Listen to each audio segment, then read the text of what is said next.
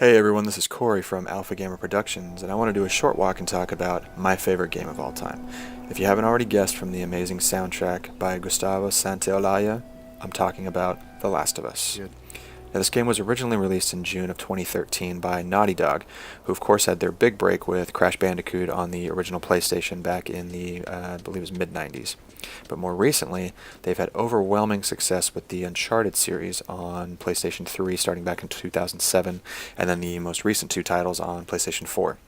Now, this particular game capture actually comes from The Last of Us Remastered, which was released for PlayStation 4 about a year after the original was released for PlayStation 3. So this remastered came out about 2014. And, I mean, the game just looks absolutely great. But I want to start with a brief story synopsis. The world had an outbreak of cordyceps. Now, cordyceps are actually very real. They only affect small insects such as ants, and they'll occasionally affect spiders, things like that. Cordyceps are kind of a fungi that burrow into the brain of maybe an ant or spider, other type of insect. Spiders not being an insect, but it can affect spiders, and slowly take away their motor functions as it burrows into their brain until eventually it completely takes over their brain and they have no control over their own bodies. And then they eventually kind of just like calcify into a stiff kind of corpse basically, and they eventually sprout mushroom type fungi as they die, and the spores spread from the fungi and the little mushrooms and things like that. They spread into the air and affect other insects, and the process rinses and repeats like photosynthesis or something. The virus does not affect humans, but in The Last of Us, Naughty Dog experimented with a human outbreak of cordyceps, and for me this is so much more appealing than the zombie apocalypse. Now, I like The Walking Dead as much as the next person, and I've played my fair share of Resident Evil and the Dead Rising games and things like that, but for me, cordyceps is just something so much more tangible because it's just more believable for me, being that it is a real, very real thing in our world, even though it does not affect humans.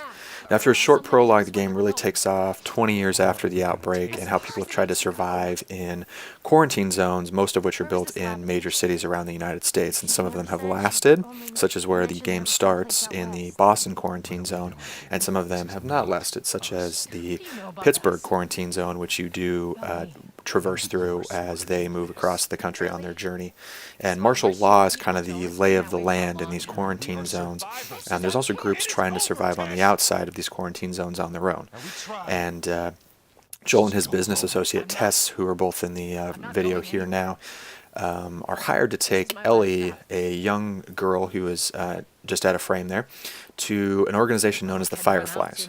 Now, depending on who you talk to in this game world, the Fireflies are either a terrorist organization or a vigilante group.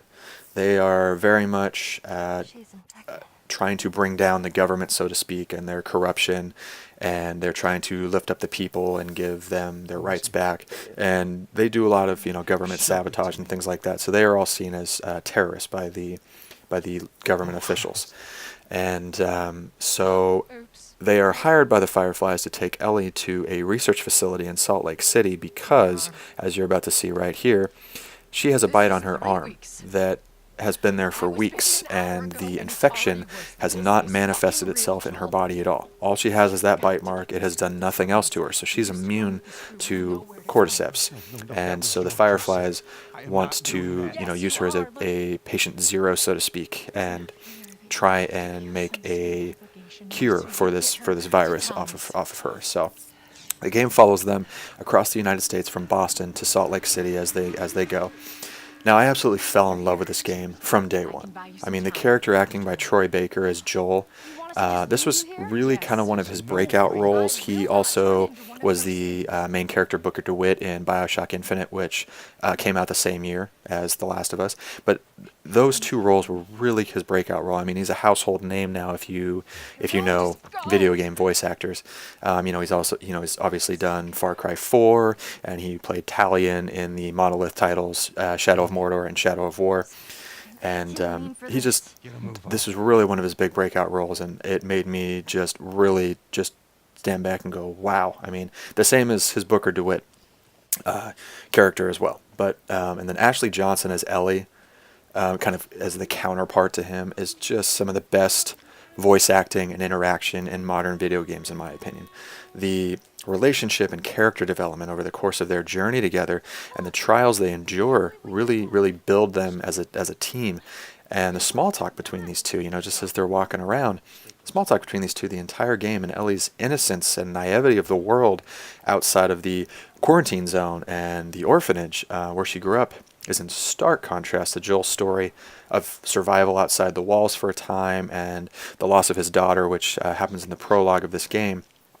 And something as simple as the forest, where they do go later in the game, just completely blows Ellie's mind. She's never seen anything like it. Joel's just dumbfounded. He says, he just says something like, "What, the forest?" And she is absolutely astounded by, just getting out in nature because she's been in a quarantine zone her entire life.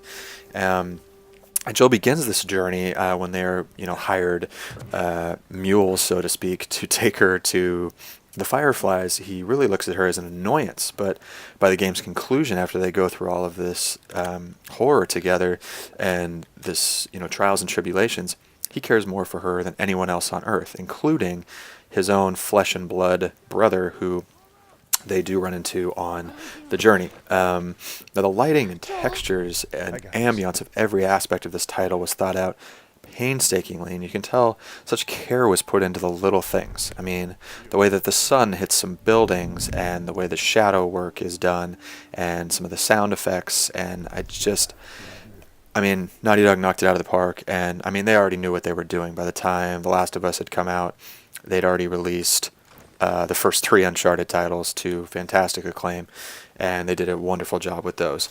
And obviously, it's a fantastic looking game, and I know it's a little aged compared to some of the newer titles. As funnily enough, another Naughty Dog title, in fact, Uncharted 4, which I believe to be the best looking console game to date. I know PCs can obviously stretch things a little further, but for consoles, Uncharted 4 I think is bar none the best. I already mentioned the music, but seriously, the music by Gustavo Santaolalla is incredible. The charango and out-of-tune acoustic guitar leads to such a just haunting ambience of what life is like for everyone after the outbreak. The music is so strong for me. It sits up there with Gary Scheinman, who did the BioShock games. Now, for any of you who've played the original BioShock, I know you remember swimming to the tower after the plane crash in the beginning and walking in and through the big, huge doors and seeing the big, huge bust of Andrew Ryan, and then you go down in the bathysphere, and as the curtain, the video projector screen lifts on the window of the bathysphere, he says, "I give you rapture," and the orchestra music kicks in, and it's just one of my favorite moments in any video game I've ever played, and it still gives me chills now, and a lot of that was because obviously of the writing and the scripting by the guys at 2K and Ken Levine and all that, but it was absolutely incredible, and the music really added to it. And then you have guys like Gareth Coker, who composed Ori and the Blind Forest score, and if you watched Microsoft's E3 2017 press conference, they had him come out and play, the live piano for the trailer for the second game. And games music's such a strong support for games when it's done right. When it's done right, it's just absolutely incredible. I recently played the first couple hours of Destiny 2, and the music was great. And I still would have had a great time even if the music wasn't there, because Bungie knows exactly how to make a good first-person shooter. They don't need anybody to tell them how to do that. They've been doing it since the original Halo, so they don't need anybody to tell them how to make a good game mechanically. But the atmosphere and the just sheer hopelessness that was conveyed by a lot of the cello and just a lot of the deep, sad tones coming out of that music really made that game stand out for me in the first couple hours. And then even farther into the game, when you get into a little bit of the more high stress shooter situations, and it gets into almost some high guitar stuff that reminded me of the guitar riff of the original Halo theme. And here's Ellie just amazed by Fireflies. And this particular part of the footage actually was captured in HDR. And those of you who do not know what HDR is, it is high dynamic range. And high dynamic range is kind of the way that the movie and video game industry is going. For movies, it's kind of going with a format called Dolby Vision, and video games are going with a format called HDR10. And if you don't have a 4K TV yet, but you're thinking about getting a 4K TV, HDR is kind of the next step beyond that, and it is absolutely worth the money because it will cost you extra to get HDR. It really just flushes out the colors, makes the shadows darker, just your blacks blacker and the brights and the whites whiter. And if you're watching a movie, video games obviously being a little different, but if you're watching a movie on like a 4K Blu-ray with Dolby Vision, it's so much closer to what you would see with the naked eye. Instead of you feel like you're watching a movie, it's maybe what you would see if you were actually there. And so HDR is really incredible, and this particular footage here was captured in HDR in a standard PlayStation 4 console.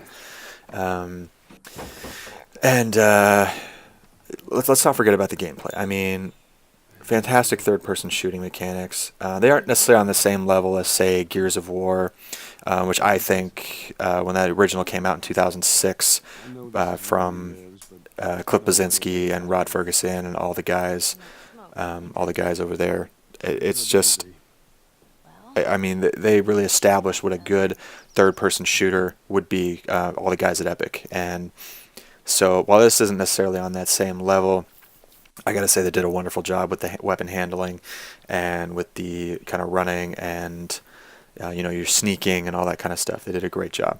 I gotta say too, the remastered version for the PlayStation 4 allows playing in 60 frames per second, and the difference is staggering. I know a lot of people are either in the 4K or 60 frames per second camp with some HDR sprinkled in, depending on your console or PC abilities, but I am thoroughly in the 60 frames per second camp if I have to make a choice. It's just, I don't mind playing something in 1080p if I'm in 60 frames a second. If I can have both, great. But if not, I like the 60 frames.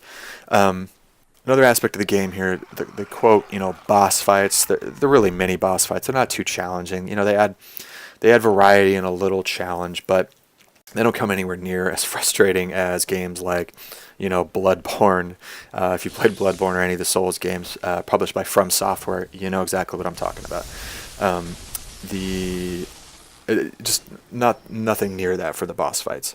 A lot of the characters they meet along the way add so much depth to Joel and Ellie, and add so much to their story and who they are. And you discover some old relationships. Joel runs into a couple people that he knows, and Ellie makes a couple of friends, and then sometimes they have those friends ripped away from them, and the effect that it has on their psyche and their ability to keep moving, trying to get to the Fireflies.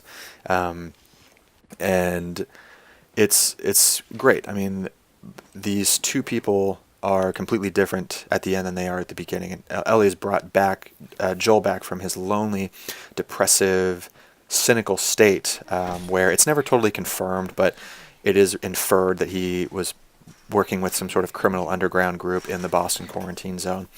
And Ellie has had almost a trial by fire and seen horrific atrocities and what humans are capable of. And Ellie is still able to keep some of her innocence, and I love that about her character. She's almost an eternal optimist to Joel's cynicism, and so they kind of tag off each other very, very well. And Ellie's still very young and innocent and trying to find her way in the world, and Joel's kind of her mentor in that way, but at the same time, they both teach each other things throughout their journey. I just look at this HDR. I mean, the colors all just pop, and the sun and the shadows coming through there. I mean, look at that on the concrete. That just looks great. We'll wrap up here. Like I said, I wanted this to kind of be a little bit of a brief walkthrough, but everyone that is kind of my brief thoughts on The Last of Us. I've played this game all the way through, I want to say 5 or 6 times, and I can't say I've done that with any game since maybe Zelda Ocarina of Time. If you haven't checked this game out, I absolutely encourage you to do so, whether that's on PlayStation 3 with the original version or the remastered version on PlayStation 4. The Last of Us 2 is currently in production at Naughty Dog, and I cannot wait to see what they come up with.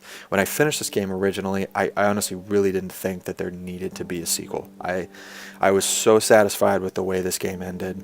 that I just thought to myself, that's it, they don't need one.